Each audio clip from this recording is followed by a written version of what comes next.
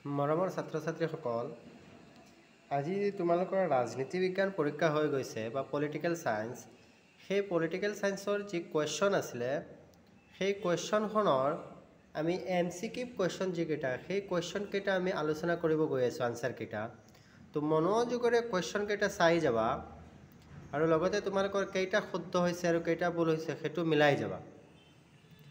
তো চোৱা, 1 নম্বৰ যিটো কুৱেশ্যন আছিলে, the Greek word polish means, তো সেইটোৰ আনচাৰ হ'ব এ, যিটো চিটি ষ্টেট, তো সেইটো হ'ব তাৰ answer. Then 2 number, the autobiography written by Nelson Mandela is long walk to freedom, answer will be B.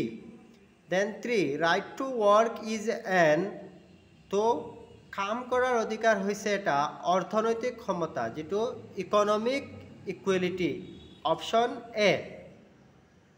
তাৰপিছত 4 নম্বৰটো, কনফিউচিয়াছ ৱাজ এ, কনফিউচিয়াছ আছিল এজন চাইনিজ ফিলচফাৰ, যি চীন দেশৰ এজন ফিলচফাৰ আছিলে। তাৰপিছৰ কুৱেশ্যনটো হ'ব, চোৱা 5 নম্বৰ, ৰাষ্ট্ৰসংঘৰ সাধাৰণ সভাত মানৱ অধিকাৰ সাৰ্বজনীন ঘোষণা প্ৰৱৰ্তন কৰা হৈছিল, আনচাৰ উইল বি বি, তাৰ আনচাৰ হ'ব বি, 5 নম্বৰৰ হ'ব বি। 6 নম্বৰ, আমেৰিকাত কোনে মানৱ অধিকাৰ আন্দোলন প্ৰৱৰ্তন কৰিছিল, 6 নম্বৰৰ আনচাৰ হ'ব A. 7 number, the word nation originate from the Latin word, 7 নম্বৰৰ আনচাৰ হ'ব বি, নেশ্যো। 8 নম্বৰ, ধৰ্ম নিৰপেক্ষ ৰাষ্ট্ৰৰ বিপৰীত বোলা হয়, আনচাৰ এ, থিঅৰিটিক ষ্টেট।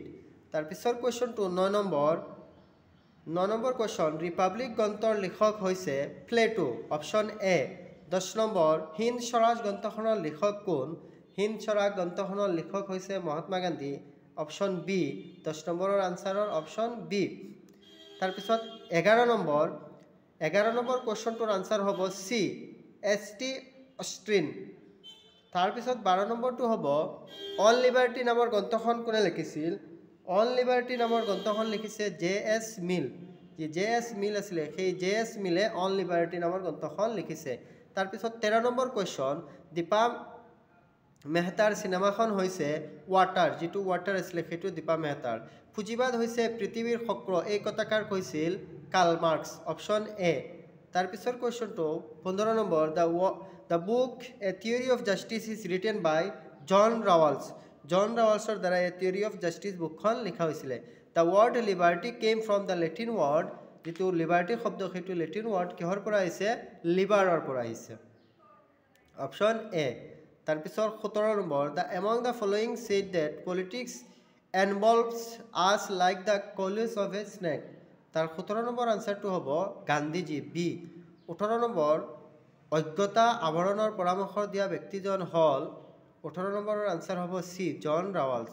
তাৰপিছত 19 নম্বৰ, the author of the book the satanic verses is Salman ৰুডিছ। তাৰপিছত 20 নম্বৰ, জন লকৰ মতে যিকোনো কাম কৰাৰ অধিকাৰ হৈছে প্ৰাকৃতিক অধিকাৰ। তাৰপিছত ভাৰতৰ সংবিধানৰ সভাত কোনে উদ্দেশ্য সন্মলিত প্ৰস্তাৱ উত্থাপন কৰিছিল, আনচাৰটো হ'ব ডি, পণ্ডিত জৱাহৰলাল নেহৰু। তাৰপিছত 22 নম্বৰ, ভাৰতৰ সংবিধানৰ কোনটো অধ্যায়ত মৌলিক অধিকাৰবোৰ সন্নিৱিষ্ট কৰা হৈছে, আনচাৰ এ, 3য় অধ্যায়ত। তাৰপিছত 23 নম্বৰ, নিৰ্বাচন আয়োগৰ দায়িত্বশীল হ'ল, তাৰ আনচাৰটো হ'ব ডি, কেন্দ্ৰীয় আৰু ৰাজ্যিক নিৰ্বাচনৰ উভয়ৰ বাবে।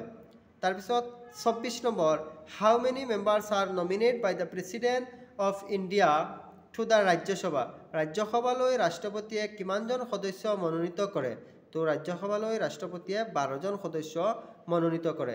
তো 25 number, money bill can be introduced in, 25 নম্বৰৰ আনচাৰ হ'ব অনলি লোকসভা, যি লোকসভা আছে সেই লোকসভাতে কেৱল মাত্ৰ মানি বিল আমি উত্থাপন কৰিব পাৰি। 26 নম্বৰ, সংসদৰ দ্বিতীয় অধিৱেশনত অধ্যক্ষতা কৰা বিষয়াজন হৈছে, 26 নম্বৰৰ আনচাৰ হ'ব দ্য স্পীকাৰ অফ লোকসভা, লোকসভাৰ অধ্যক্ষ। ভাৰতৰ মুখ্য নিৰ্বাচনী আয়ুক্তক কোনে নিযুক্তি দিয়ে, ভাৰতৰ মুখ্য নিৰ্বাচনী আয়ুক্তক নিযুক্তি দিয়ে ৰাষ্ট্ৰপতি, আনচাৰ হ'ব এ।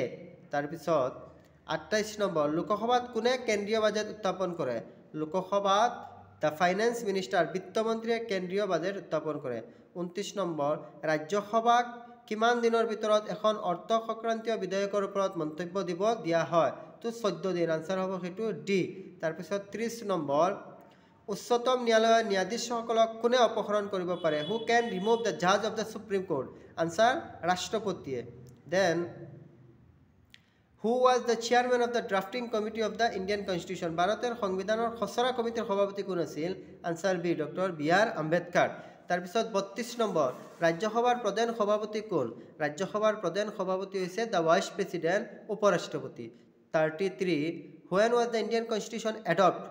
The Indian Constitution adopted in 1949 26 November. Answer will be A.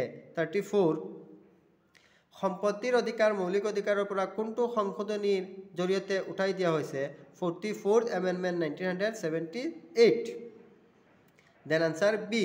Then 35 ভাৰতৰ ৰাষ্ট্ৰপ্ৰধান কোন ভাৰতৰ ৰাষ্ট্ৰপ্ৰধান ৰাষ্ট্ৰপতি অপশন A 36 লোকসভাৰ থুল হৈছে তো 110 মানে 1 যেটো অপশন S 36 নম্বৰৰ আনসাৰ হ'ব অপশন A তাৰপিছত 37 সমবৰ্তী সূচীৰ বিষয়ৰ ওপৰত কোনে আইন প্ৰণয়ন কৰিব পাৰে যি সমবৰ্তী বিষয় আছিল হেতুত কেন্দ্ৰীয় আৰু ৰাজ্য উভয় আইন প্ৰণয়ন কৰিব পাৰে 38 ভাৰতৰ সংবিধানত কিমানটা মৌলিক কৰ্তব্য সন্নিবিষ্ট কৰা হৈছে ভাৰতৰ সংবিধানত 11টা মৌলিক কৰ্তব্য সন্নিবিষ্ট কৰা হৈছে 39 ৰাষ্ট্ৰপতি এখন ৰাজ্যৰ ৰাজ্যপালক নিযুক্তি দিয়ে যিকোনো এখন ৰাজ্যৰ ৰাজ্যপালক কোনে নিযুক্তি দিয়ে আনসাৰ হ'ব এ ৰাষ্ট্ৰপতিয়ে তাৰপিছত 40 বৰ্তমান সময়ত ভাৰতৰ পঞ্চায়তৰ কাৰ্যকাল কিমান বৰ্তমান সময়ত ভাৰতৰ পঞ্চায়তৰ কাৰ্যকাল হৈছে 5 years what is the tenure of the panchayat at present in India 5 years তো আশা কৰো এই 40 কোৱেশ্চন তোমালোকৰ কিমানটা শুদ্ধ হৈছে আৰু কিমানটা ভুল হৈছে এইটো ভিডিওৰ পৰা তোমালোকে জাস্টিফাই আনসাৰ উলিয়াব পাৰিবা